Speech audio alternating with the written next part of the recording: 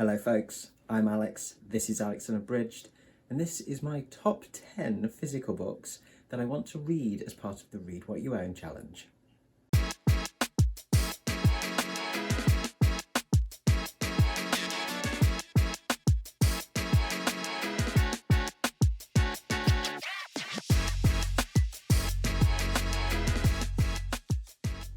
So welcome back to the channel if that is the case. Yes, the Read What You Own challenge is well underway now, of course. And I've seen a couple of videos floating around on BookTube where folks are doing their top 10 lists of the physical books in their collection that they want to read as part of their challenge. I think the first was MJ, and then I watched Crystal's this morning, Crystal over at Fibre Artsy. And at the end of the video, Crystal said she would like to see other people's top 10s if we're doing the challenge. So I thought, okay then, I shall get this little video done. This is a good one for this week's Sunday episode of, you know, I'll rambles about stuff. These are not in any particular order, they're not ranked, these are just my top 10 physical books that I want to read. I don't actually have a huge number of physical books in my collection that are unread. Most of my Read What You Own challenge will be trying to clear some of the backlog of digital and audio books, but I still have a fair few physical books. So it wasn't too much of a stretch to pick out 10 of the ones that I think, yeah, I really need to get to this as part of this challenge. So without further ado, let's crack into them then. So the first one is one that I've had on my wish list for years, although it's a recent purchase in terms of actually owning a copy, and that is The Dark Tower #1, The Gunslinger by Stephen King. I put this off for a long time, even though as I say, I've had it in my wish list, because it's fantasy, and I tend to go to King for horror, like straight horror.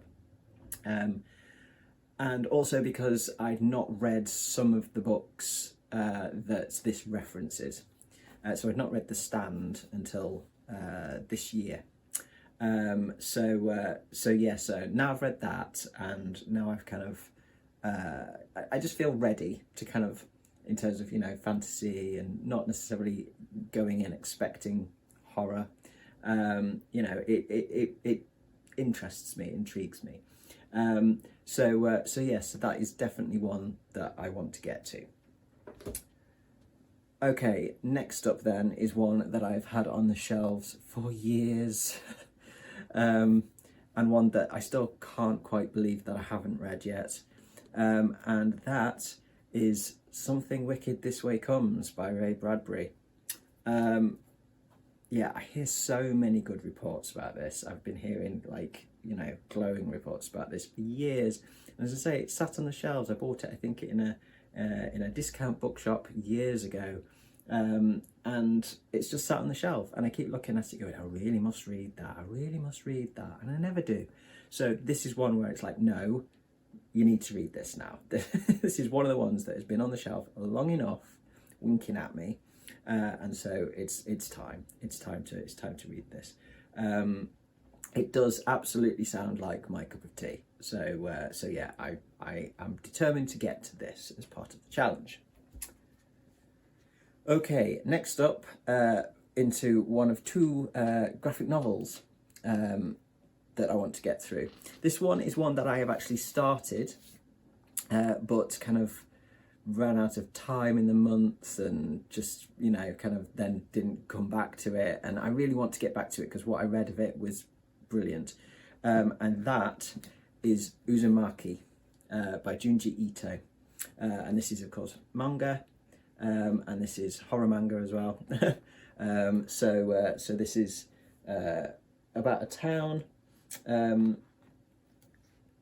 infected, invaded, contaminated, it says on the cover, with spirals.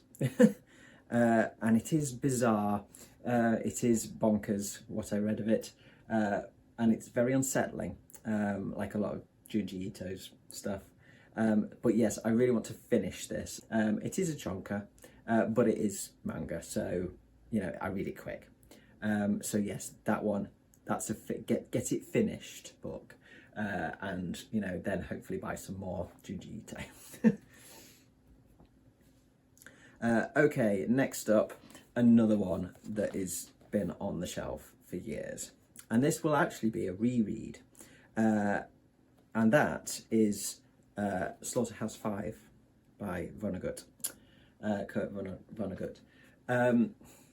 This one I read, I think when I can't have been much more than about 18, 19, something like that. And I read it because I think a friend of mine had read it for study, and said, oh, it's brilliant, read it. And I did read it. And do you know what? I remember so little of it that I might as well have not read it. I can remember liking it, but I just don't remember it at all. It's just one of those that's just a complete blank in my mind, and I don't know why. So yeah, this will be a reread, and this will actually be read in December, as part of Remember December. So this one is a definite on the list. This one will get read, and it will get read very, very soon. Okay, the other graphic novel or comic on this list is Kingdom Come by Mark Waid and Alex Ross. I love Alex Ross's artwork. And I picked this up, I think, around my birthday this year, so back in April, something like that. And kind of intended to read it immediately, and it's one of those which then got put on the shelf and I got taken off with other things and never read it. So this one will be a nice quick one to read, and part of my Read What You Own challenge does include comics and graphic novels, because I do have a decent amount, both digital and physical, which I haven't read, that have just sat on the shelf. And I need to get through those as well. And so there'll be nice palette cleansers, and there'll be nice quick ones as well to read, to balance out some of the bigger stuff that I've got to get through, you know, the end of this year and next year. So yes, it's a Kingdom Come. Okay then, the next one. This is one that, again, will be read very soon, in January in fact, as part of one of my projects for next year, and that is The Stepford Wives by R11. This one is, I bought this not long after reading Rosemary's Baby, so probably again like April, May, something like that. Yeah, I read Rosemary's Baby as part of Old School April, and absolutely loved it, and immediately kind of went, I need to read more R11. And I wanted to read this like immediately, but I'd already kind of got my schedule done and all of that kind of stuff. So I got it, and I got The Boys from Brazil as well, and they have sat on the shelf. And I am doing a project next year, reading project. It's all about the authors that I want to read more of, that I've only read a very small amount of so far. So yeah, this R11 is one of those. And so The Stepford Wives is definitely one of those books that will be read as part of that project. But yeah, this, as I say, as soon as I got this, I was like, I want to read it, but my dance card was already full, so it's had to wait. So yes, that is a definite, that one. Okay then, next up is one that I bought pretty much immediately after hearing Olly over at Olly talk about this one, and that is The Doll Who Ate His Mother by Ramsey Campbell.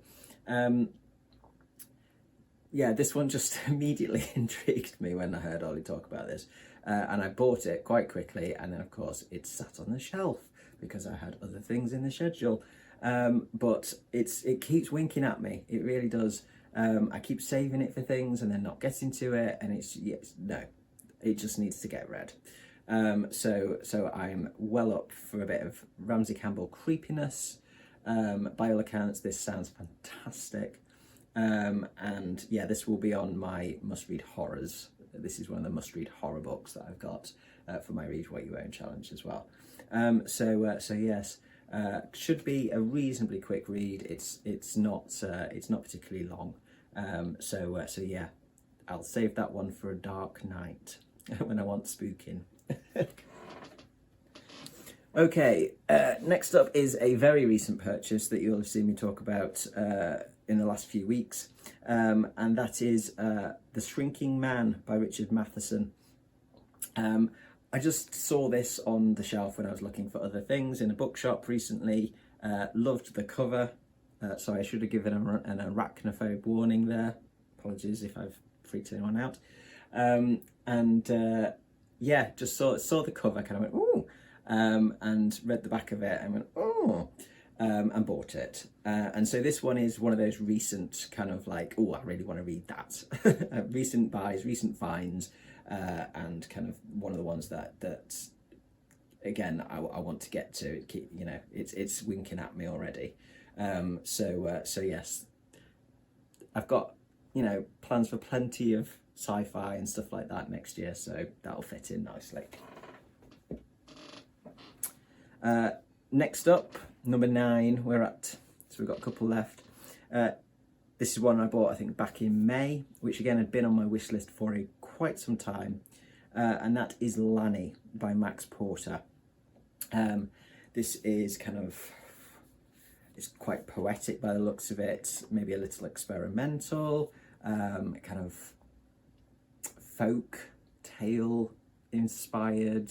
It just looks really, really interesting, about a boy called Lanny. If you don't know it, I will read you the blurb for this one. Not far from London, there is a village. The village belongs to the people who live in it and to those who lived in it hundreds of years ago. It belongs to England's mysterious past and its confounding present. It belongs to families dead for generations and to those who have only recently moved here, such as the boy Lanny and his mum and dad. But it also belongs to dead Papa Toothwort, who has woken from his slumber in the woods. Dead Papa Toothwort, who is listening to them all. So yeah, sounds like quite mysterious, maybe a bit creepy. So yeah, I mean, it's described by the Guardian as a modern day Under Milk Wood, profound and playful. So, and as I say, it gets amazing reviews, and it's got some really, really interesting typesetting. You can see that. That kind of sort of words misaligned, or, you know, intentionally misaligned, or kind of visually overlapping. It just looks really interesting format wise. I think, yeah, this one could just be a really inspirational kind of thing to read for me, in terms of the writing. So yeah, very much looking forward to that one. And then finally, another recent purchase, but again, one that's been on my wish list probably for most of this year. It's kind of worked my way up my kind of priority list, because I've heard, you know, more and more great things about it. And that is Fever Dream by George R.R. Martin. I read Night Flyers recently and really, really enjoyed that. And so I want to see a bit more of what George R.R. Martin's got going on outside of his fantasy stuff, his, you know, Game of Thrones-y type stuff, because I'm not a fan of that. That's not my cup of tea. And this sounds fantastic. So again, this one has gone quite high up the priority list. So we'll see how George R.R. Martin does with a vampire tale. So that is the final one. That is my top 10. I shouldn't have any trouble getting through those if I put my mind to it. There's a couple of graphic novels in there which should be quite quick reads, and, you know, just some stuff that I know I really do need to be reading that's sat on the shelves, and stuff that I'm kind of a little ashamed that I haven't actually read, or at least I don't remember, you know, reading, things like that. Classics, you know, modern classics. So yes, I will crack on with those. Probably, as I say, some of them will be read in the next month or so, and then it'll be into the beginning of next year that I will properly get going with some of those. So if you're doing the Read What You Own challenge, you know, I'd love to see what other people have got on their list as well, like Crystal says. So do your own top 10. I may do another top 10 of my digital stuff, because as I say, most of my stuff is digital or audiobook. That's where I've got a huge backlog. So I may do that at some point over the next month or so. So that will do from me today. I think that's enough rambling from me. Thank you very much for watching. As always, folks, do drop your comments down below. It's always lovely to hear from you all. If you enjoyed this video, please do consider giving me a like and subscribing for more content coming very soon. But from me, for now, that's ta-ra.